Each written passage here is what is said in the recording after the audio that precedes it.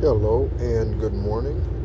Thank you so much for tuning in. You are tuned in to Esoteric Guidance, and my name is Nehru.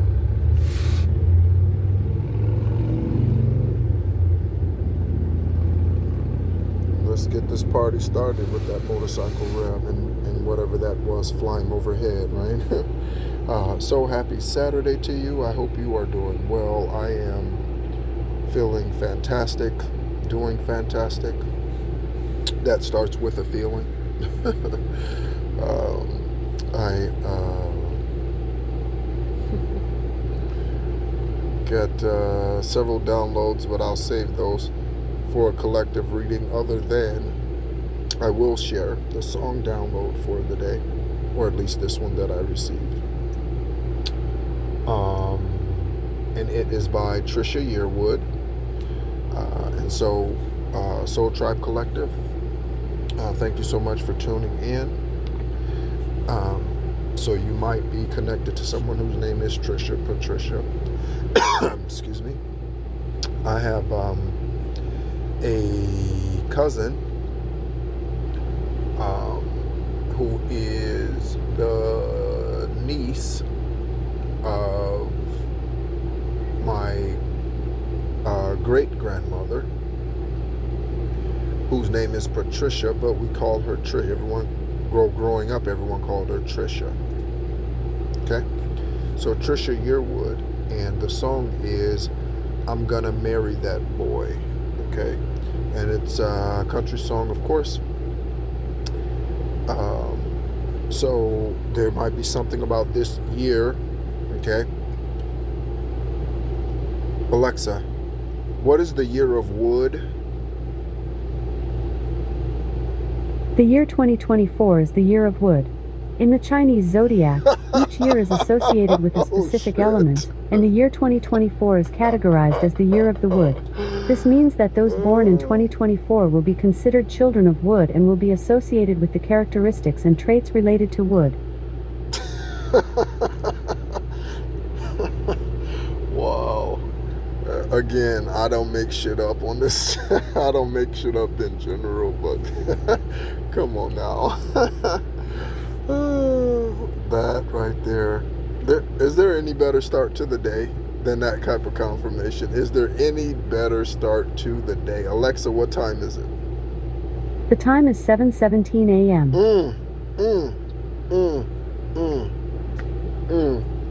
Kidney transplant 7717. Date or time of birth 1:07 in the afternoon. Right? For this guy. I was gonna say for this cat. Maybe someone talks like that. What is that? What is that? 70s talk? Man, I ain't been bothered with that cat. Like, what is that? 70s? 70s talk? Yeah, maybe 70s talk. 70s jive kind of talk, right? Somebody might be dealing with a jive turkey, right? So, yeah, so Trisha or Yearwood, all right? So,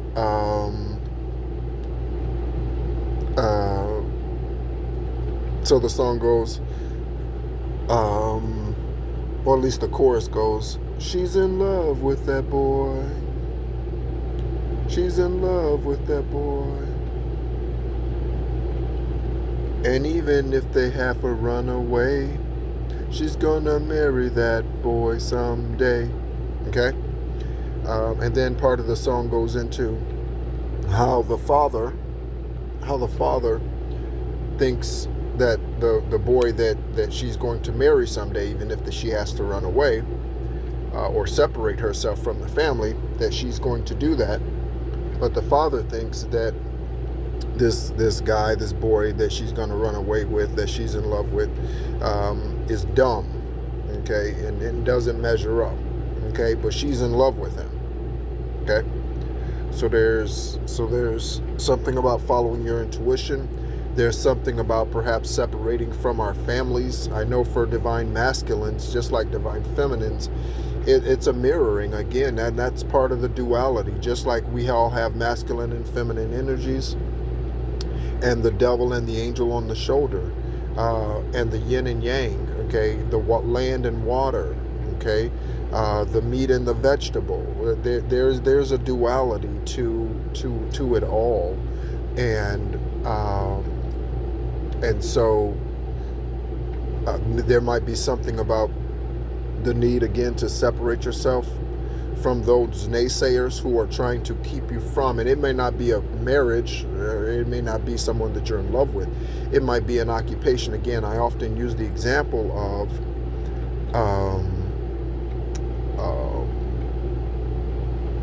the person who really wants to be a musician, but their parents talk them out of that because the parents think that musicians don't make money and they'll be living on the street and all of that, right? That's some kind of faith to have in your child, right? But again, that's how karmic parents are.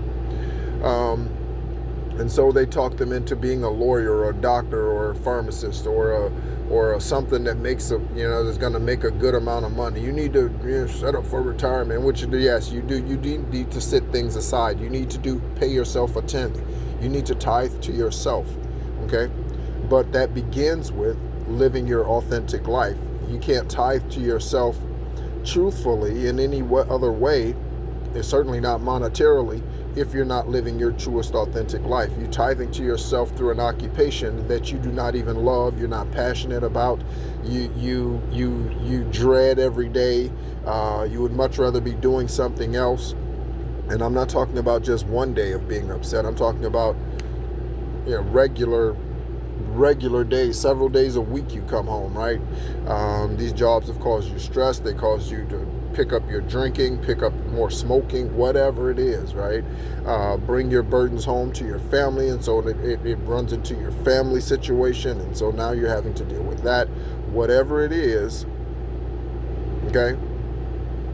You can't, it's tough to tithe into yourself profitably when you're functioning through a source or within a source, whatever that job or occupation has to be, for the sake of someone else. Okay, and I know that's gonna minister to someone. Okay, that's gonna speak to someone. All right. So let's go ahead and pick up where we left off in our Book of Jubilees. And again, welcome in Soul Tribe Collective. Thank you so much for being a part of the channel. Sending great love and group hugs to you. And Jacob's possessions multiplied exceedingly, and he possessed oxen and sheep and asses and camels and men servants and men servants. I won't sing the Ice Cube song again. I sang it the other day when we went over this. And Laban and his sons envied Jacob, and Laban took back his sheep from him, and he observed him with evil intent. Okay, so Laban is an Indian giver. Okay, which is interesting because the Europeans that came over here are Indian takers. Isn't that interesting? And I'm in America, for those of us who don't know what that reference is. Okay.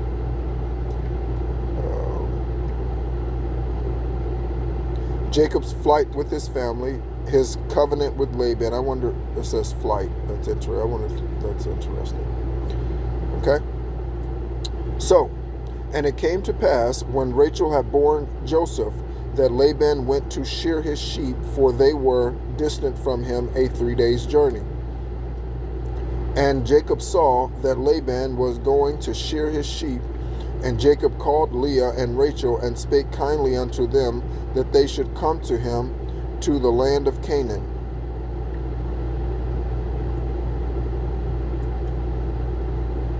Come with him to the land of Canaan.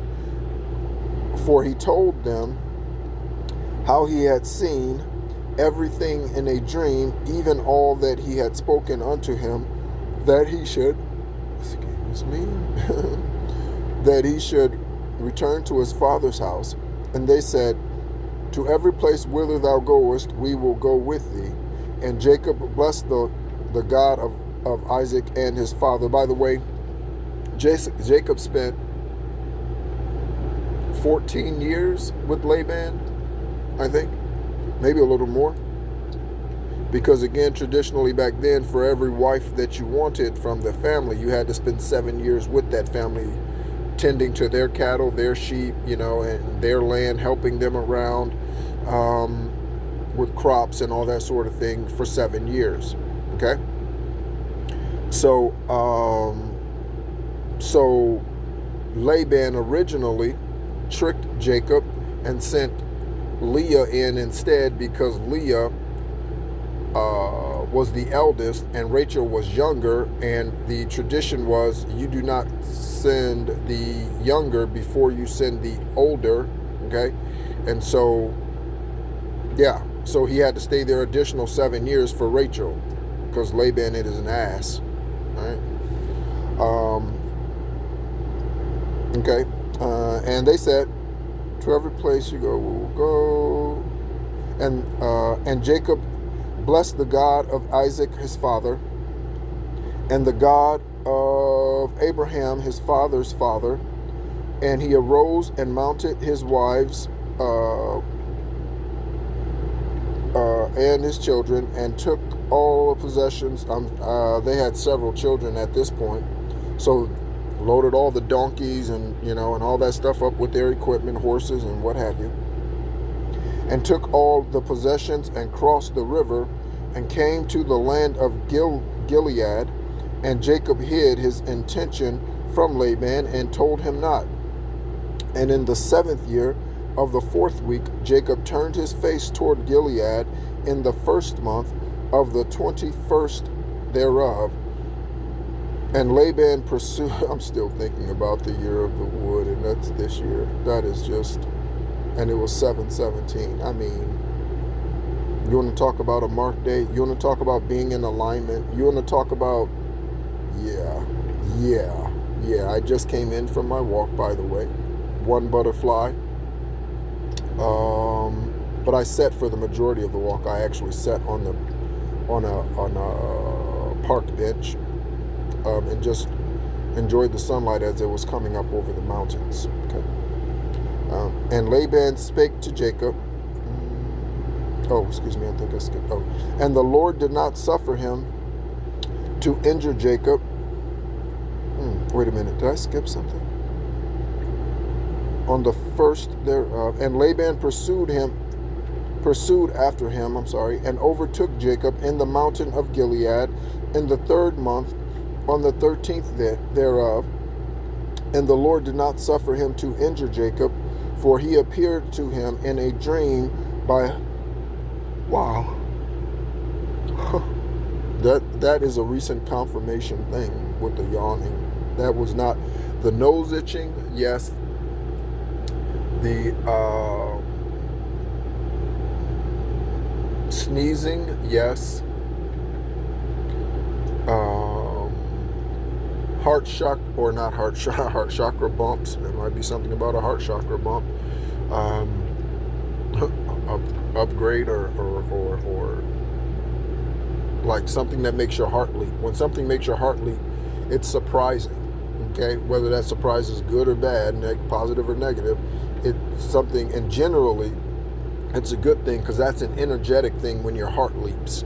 Okay, so there might be something about that, but I meant crown bump. Okay, or third eye bump.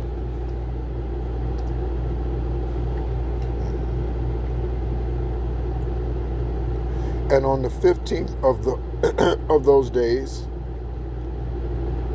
Jacob made a feast for Laban and for all who came with him. And Jacob swore to Laban that day that Laban also to Jacob, that neither should cross the mountain of Gilead to the other with evil purpose. And he made there a heap for a witness. Wherefore, I think that's an altar of some sort, of rocks or stones. Wherefore the name of the place is called the heap of witness, after this heap. But before they used to call the land of Gilead the land of the Rephaim, for it was in the land of Rephaim, and and the Rephaim were born there, giants whose heights were 10, 9, 8 down to 7 cubits. Alexa, how tall is 10 cubits? 10 cubits is 15 feet. Alexa, how tall is 7 cubits? 7 cubits is 10 feet 6 inches. Okay, so from 15 feet, these giants from 15 feet tall to 10 and a half feet tall. Okay? Shaquille O'Neal, you don't compare. Yao Ming, you don't compare. Manute Bol, you don't compare. Wembley, I don't know his name because I don't watch NBA like that today. Wembley, you don't compare. Who's the tallest man in history? Is his last name Armstrong? I can't remember his name. It's interesting that they don't mention any of the giants as being the tallest beings in the land. They only use modern measurements, I guess, because that's all the records that they really can account for. Okay? Alexa, who's the tallest man in history? According to an Alexa Answers contributor, the tallest man in history was Robert Wadlow, who stood at 8 feet 11.1 inches tall. He, look at these dates, July 15th, 1940,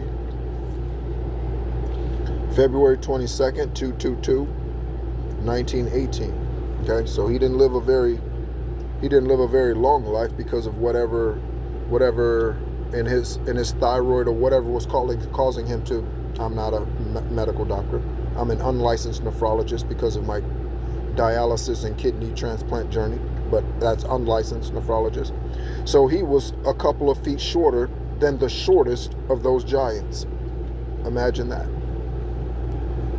And he's a foot and a half taller than the tallest person so far to be in the NBA, I believe. The tallest person I think so far, I want to say, is Manute Bol, who was 7'7". There might be some others who are 7'7" as well. Okay?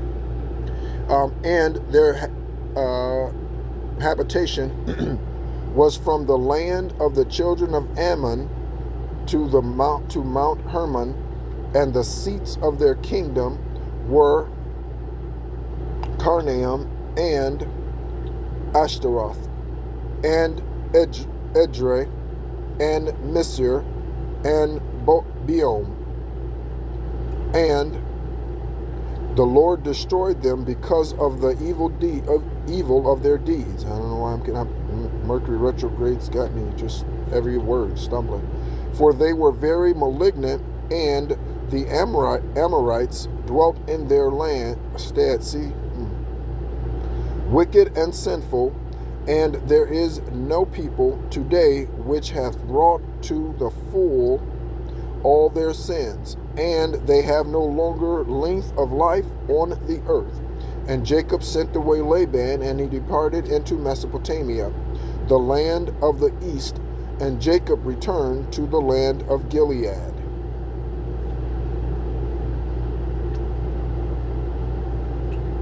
Jacob reconciles with Esau, dwells in Canaan, and supports his parents. Okay? And he passed over to Jabbok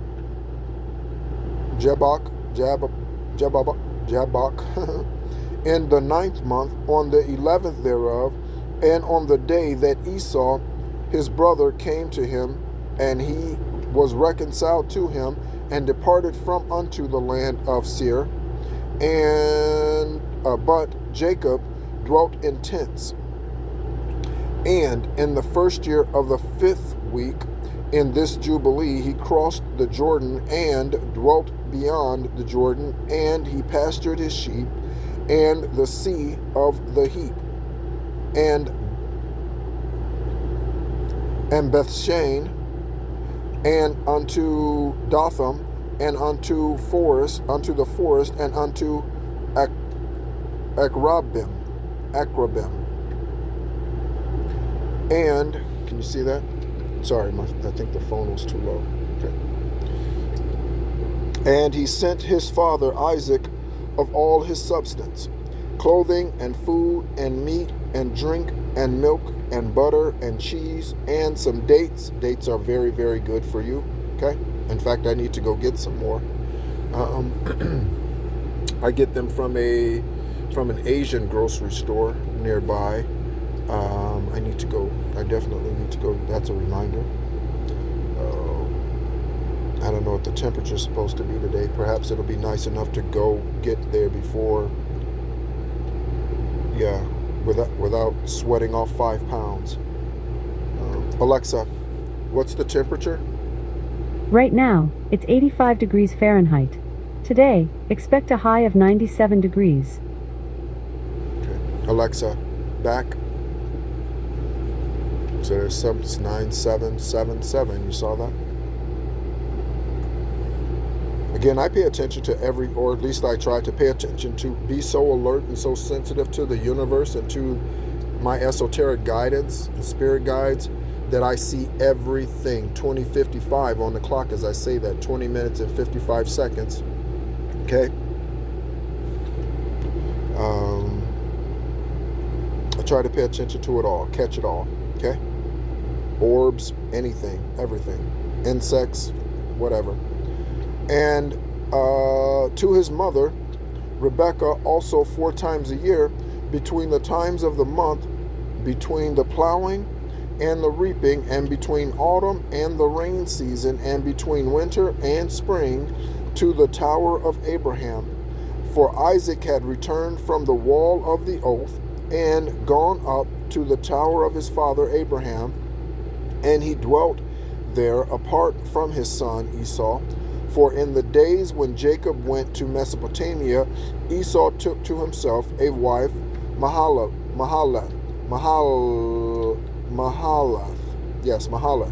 the daughter of Ishmael, and he gathered together all the flocks of his father and his wives, and went up and dwelt in Mount Seir, and left Isaac his father at the well of oath alone. And Isaac went up from the well of the oath, and dwelt in the tower of Abraham his father on the mountains of Hebron. And thither Jacob sent all that he did send to his father and his mother from time to time, all they needed, and they blessed Jacob with all their heart and with all their soul.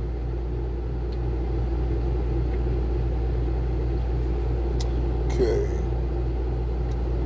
So Dinah ravished. So this city is going to be ravaged. Slaughter of the Shechemites,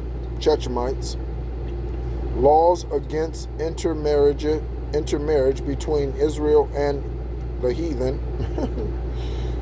the choice of Levi. Okay. And in the first year of the 6th week, he went up to Salem, to the east of Shechem, in peace in the 4th month, and there they carried off Dinah, the daughter of Jacob. Oh, that's a person then. In the house of Shechem, the son of Hamor, the Hivite, the prince of the land, and he lay with her and defiled her, and she was a little girl. Okay, so he was a pedophile. A child of 12 years. And he besought his father and her brothers that she might be given to him to wife. And Jacob and his sons were wroth because of the men of Shechem, for they had defiled Dinah, their sister, or I guess Dinah, perhaps. And they spake to them with the evil intent, and dwelt deceitfully with them, and beguiled them. And Simeon and Levi came unexpectedly to Shechem, and executed judgment on all the men of Shechem, and slew all the men whom they found in it, and left not a single one remaining in it. They slew in all the torments, because they had dishonored their sister Dinah, and thus let it not again be done for henceforth, that a daughter of Israel be defiled. for judgment is ordained in heaven, and against them that they should destroy with the sword all the men of the Chechemites, because they had wrought shame in Israel. Again, my brother Matthew was raped by a male when he was around 5 or 6 years old, and Judy did nothing about it, nothing whatsoever, didn't press charges, didn't anything, and she knew who did it and did nothing. Okay? I'd take that fucker's life today. All right? And the Lord delivered into the hands of the sons of Jacob. That's my brother, by the way, who passed on 8/4 of 2021, unexpectedly at the age of 45. We're 13 months apart, for those of you who are wondering why I say that. And the Lord delivered them into the hands of the sons of Jacob, that they might exterminate them with the sword and execute judgment upon them. And it might not thus again be done in Israel, that a virgin of Israel should be defiled. And if there is any man who wishes in Israel to give his daughter or his sister to any man who is of the seed of the Gentiles, he shall surely die. And they shall stone him with stones, for he hath wrought shame in Israel. And they shall burn the women with fire, because she hath dishonored the name of the house of her father, and she shall be rooted out of Israel. And let not any adulteress or no uncleanness be found in Israel throughout all the days of the generations of the earth, for Israel is holy unto the Lord. And every man who hath defiled it shall surely die. They shall stone him with stones, for thus it hath been ordained and written in the heavenly tablets regarding all the seeds of Israel. He who defileth it shall surely die, and he shall be stoned with stones. And to this law there is no limit of days, and no remission, nor any atonement, but the man who hath defiled his daughter shall be rooted out in the midst of all of Israel, because he hath given of his seed to Moloch. My nose is itching constantly. And wrought impiously, so as to defile it. And do thou, Moses, command the children of Israel, and exhort them not to give their daughters to the Gentiles, and not to take for their sons any daughters of the Gentiles, for this is abomination before the Lord. For this reason I have written for thee in the swords of the law all the deeds of the Shechemites, which they wrought against Dinah, and how the sons of Jacob spake, saying, We shall not give our daughter to a man who is uncircumcised, for they were ordered to circumcise all on the 8th day, all males, and if they did not, then they were considered unclean and defiled. For they that were a reproach unto us, and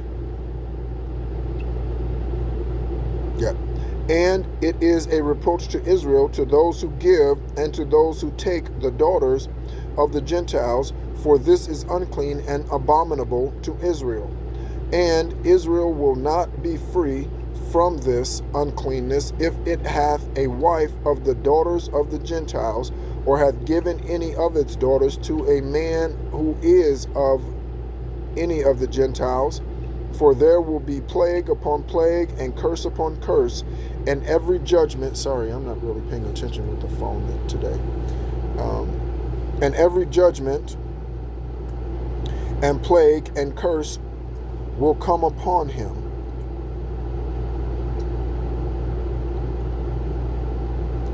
If he do this thing, or hide his eyes from those who commit uncleanness, or those who defile the sanctuary of the Lord, or those who profane his holy name, Then will the whole nation together be judged for all the uncleanness and profanation of this man, and there will be no respect of persons and no consideration of persons, and no receiving at his hands of fruits and offerings and burnt offerings and fat, nor the fragrance of sweet savor, so as to accept it. And so fare every man and woman in Israel who defileth the sanctuary. I'm reminded of why in Under Grace, after the consummation, after Yeshua's death and resurrection, how again that did away with so many legalistic and laws, okay, from the previous way of doing, okay. And again, there are marked times and moments in history on this planet and in the universe wide, universe as a whole, where highest divine, there are marked moments on timelines. So the death of Methuselah, well, let's go back. Adam and Eve's exile from the garden, that was a mark, and there was a mark in the Lamb's Book of Life of a change in timeline. And I'm hearing dispensations. Alexa, what does dispensations mean? Dispensations is a form of the noun dispensation, which is usually defined as an act or instance of dispensing, distribution. For more, ask me to give you more definitions for dispensation. Alexa, give me more definitions for dispensation.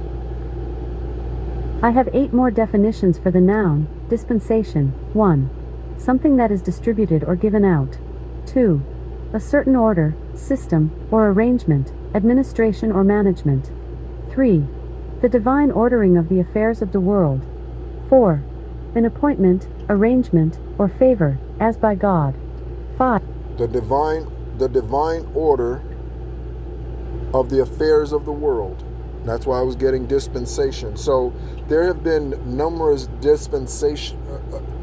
marked changes of dispensation. So Adam and Eve's getting exiled from the Garden of Eden and having to dwell in the cave of treasures, they were made known of both good and evil when they were only known of light before. They only knew of light before the transgression in the garden. Okay. Then they were kicked out, sent into the cave of the treasures, where they had to get work by the sweat of their brow to till the ground. Pregnancy was made laborious or laborious, however you want to say it. And so that was one mark. And then Methuselah, okay, when Methuselah passed, that was another mark. That was another change in the dispensation. Okay, that ended the longevity of man to live a full day in highest divine white light's eyes on this earth. So that marked the end of 1,000 years on this earth. Again, Methuselah was the closest at 969. Okay. Then the next was the flood. Okay, Methuselah is Noah's grandfather. So then there comes the flood. Okay, Noah gets these orders to build this ark at 400 and something years old. It took him 100 years to build it. Okay? Let me ask you a question. I know people who are 65, 55 complaining about their back today. Let alone trying to build an ark when you're 400 and something years old, right? 500 and something years old, right? Yeah.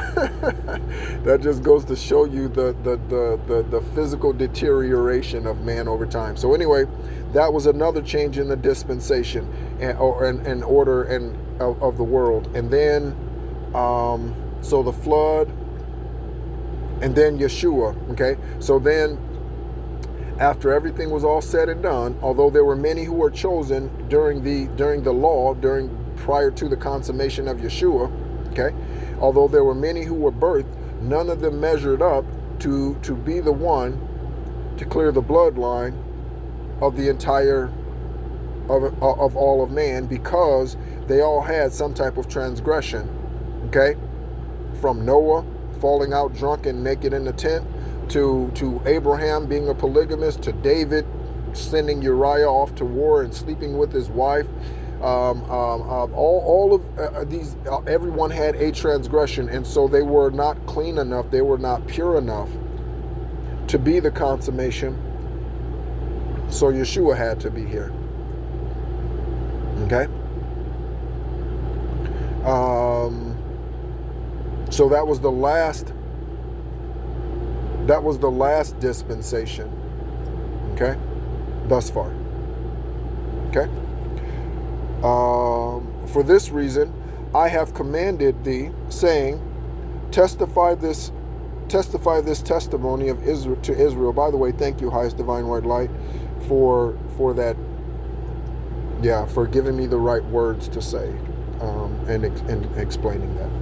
See how the Shechemites fared and their sons, and how they were delivered into the hands of 2 sons of Jacob, and they slew them under tortures.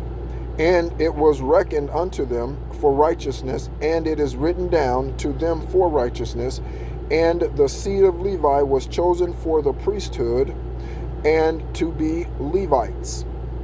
The Levitical priesthood is established, that they might minister before the Lord as we continually, and that Levi and his sons may be blessed forever. For he was zealous to execute righteousness and judgment and vengeance on all those who arose against Israel. Confirmation burp. And so I was tempted to go I was tempted to go by the donut shop again today, but I didn't. I restrained myself. And so they inscribed as a testimony in his favor on the heavenly tables, blessing and righteousness before God, the God of all, and he remember the righteousness which the man fulfilled. Did I skip? And we remember the righteousness which the man fulfilled during his life at all periods of the year.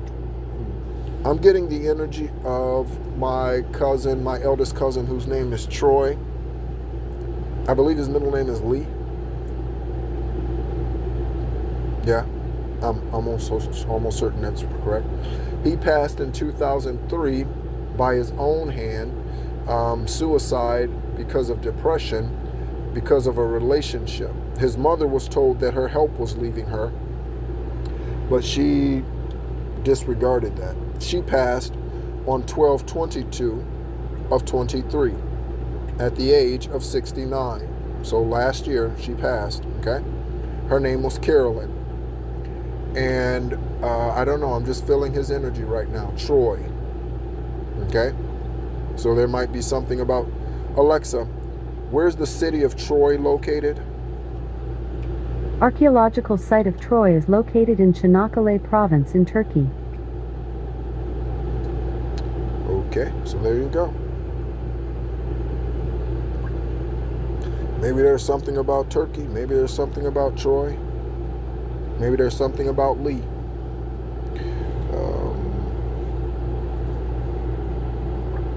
Okay, blessings before the God of all. And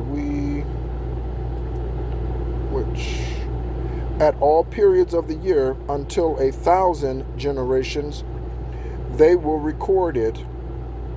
Again, the Bible, as it is, the canonical text, not the Bible, that's religious, okay? And yeah, that's the religious book. That's what I call it. But the canonical text, books of Enoch, these books, Book of Jubilees, Cave of Treasures, what are some others? Additional books and letters that Paul wrote to the Corinthians. All of these things, okay, are canonical texts that man has excluded from the quote-unquote Bible. All right? But they are still being written. Your life, again, in your Akashic records, that's part of the canonical text. Your life journey is being written. Okay? As you walk, I'm hearing. It is being written as you walk. So how are you walking? What's your walk looking like? And it will come to him and to his descendants after him, and it hath been recorded on the heavenly tables as a friend and a righteous man, and he. All this account I have written for thee, and have commanded thee to say to the children of Israel, that they should not commit sin, nor transgress the ordinance, nor break the covenant which he hath ordained for them, but that they should fulfill it, and be recorded as friends. But if they transgress and work uncleanness in every way, they will be recorded on the heavenly tables as adversaries, and they will be destroyed out of the book of life. See that? And they will be recorded in the book of those who will be destroyed. There's another book for those. And with those who will be rooted out of the earth. And on the day when the sons of Jacob slew Shechem, a writing was recorded in their favor in heaven, that they had executed righteousness and uprightness and vengeance on the sinners. And it was written for a blessing. And they brought Dinah, their sister, out of the house of Shechem, and they took captive everything that was in Shechem, their sheep and their oxen and their asses and all their wealth. They took their asses, they destroyed their asses, and their flocks. Of course, that means donkeys, but yeah, play on words. And brought them all to Jacob their father, or upon, I guess. And he reproached my third eye, like somewhere up here, my upper forehead is buzzing. I mean, it is like zzz, zzz, zzz, zzz. Communicating with my extraterrestrials, maybe, something. And he reproached them because they had put the city to the sword. For he feared those who dwelt in the land, the Canaanites and the Perizzites. That's interesting, like parasites. And the dread of the Lord was upon all the cities which are around Shechem, and they did not rise to pursue after the sons of Jacob, for terror had fallen upon them. Okay, we're at 43 minutes and 9 seconds. Okay, so we'll go ahead and stop there for today. Okay, and so let's take a look at our next. Jacob's journey to Bethel and Hebron. Isaac blesses Levi and Judah. Again, we're talking about the tribe of Judah and the tribe of or the Levitical priesthood, right? And the tribe of Judah. Okay. So, thank you so much as always. I don't think I did a very good job with paying attention to where the phone was today, the screen. I'm sorry about that. But thank you so much again for tuning in. My name is Nehru. This is Esoteric Guidance, helping us all to become our highest, purest, truest self possible, esoterically living, authentically, and not according to man's societal norms and man's programs, i.e. that book called the Bible, or any other religious organization. Again, they're all religious. Okay? And religion carries the same definition that insanity does, and that's doing the same thing over and over again, expecting a different results. Alexa, what are ascendants? Sure. Here's what I found. Alexa, what is an ascendant? All right. Here you go. Alexa, What is an ascendant? As a noun, ascendant can have a few meanings. 1. A position of dominance or controlling influence, possession of power, superiority, or preeminence. 2. An ancestor, forebear. 3. The point of the ecliptic or the sign and degree of the zodiac rising above the eastern horizon at the time of a birth or event, the cusp of the first house. So there you go. Okay? Thank you so much as always, and be encouraged.